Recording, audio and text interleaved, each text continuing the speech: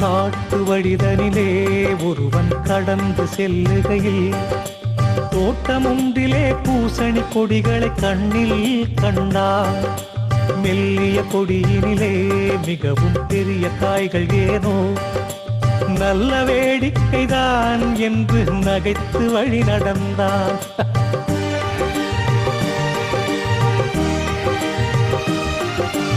ஆலமரம் ஒன்றை அடுத்து அணுகி நடக்கையிலே மேலே சிறிய காய்களை பார்த்து மிகவும் வியப்படைந்தான். சிறிய கொடியிலே இறைவன் பெரிய காய்களை ஏன் படைத்தான்? பெரிய மரத்திலே மிகவும் சிறிய காய்களை ஏன் படைத்தான்? இறைவன் செயல் இது முறையா இல்லை என்று குறைப்பட்டு குழம்புகையில், இறைவன் செயல் இது முறையா இல்லை என்று குறைப்பட்டு குழம்புகையில், மேலே இருந்ததுவோ அவன் மீது விழுந்ததுவே. ஓலமிட்டபடியே அவன் உற்று பார்த்தானே. ஆலம் பழமதுதான் என்று அறிந்து மனம் குளிர்ந்தான். ஆலம் பழமதுதான் என்று அறிந்து மனம் குளிர்ந்தான்.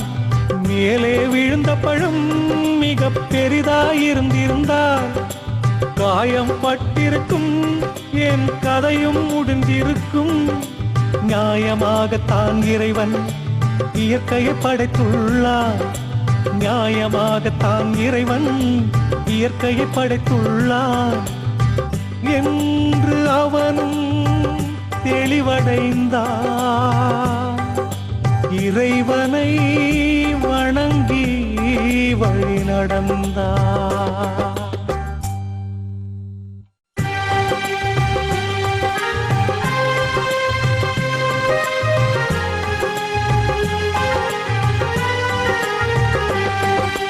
காட்டு வழிதனிலே ஒருவன் கடந்து செல்லுகையில் தோட்டமொன்றிலே பூசணி கொடிகளை கண்ணில் கண்டார்.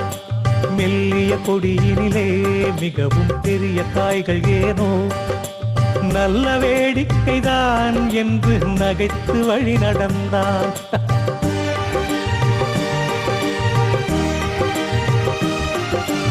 ஆலமரம் ஒன்றை அடுத்து அணுகி நடக்கையிலே மேலே சிறிய காய்களை பார்த்து மிகவும் வியப்படைந்தான். சிறிய கொடியிலே இறைவன் பெரிய காய்களை ஏன் படைத்தான்? பெரிய மரத்திலே மிகவும் சிறிய காய்களை ஏன் படைத்தான்? இறைவன் செயல் இது முறையா இல்லை என்று குறைப்பட்டு குழம்புகையில், இறைவன் செயல் இது முறையா இல்லை என்று குறைப்பட்டு குழம்புகையில், மேலே இருந்ததுவோ அவன் மீது விழுந்ததுவே.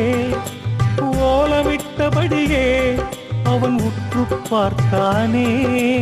ஆலம் பழமதுதான் என்று அறிந்து மனம் குளிர்ந்தான். ஆலம் பழமதுதான் என்று அறிந்து மனம் குளிர்ந்தான். மேலே விழுந்த பழம் மிக பெரிதாயிருந்திருந்தால் காயம் பட்டிருக்கும், என் கதையும் முடிந்திருக்கும். நியாயமாகத்தான் இறைவன் இயற்கையை படைத்துள்ளார். நியாயமாகத்தான் இறைவன் இயற்கையை படைத்துள்ளார் என்று அவனும் தெளிவடைந்தான். இறைவனை வணங்கி வழி நடந்தான்.